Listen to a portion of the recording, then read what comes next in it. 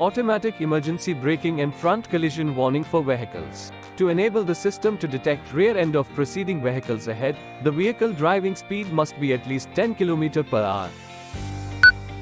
The driver is alerted to the risk of an imminent collision by first level of visual and audible warning. If the driver does not take control or the driver braking force is not enough to mitigate collision, system issues the second level of visual and audible warning and applies partial braking with engine drag.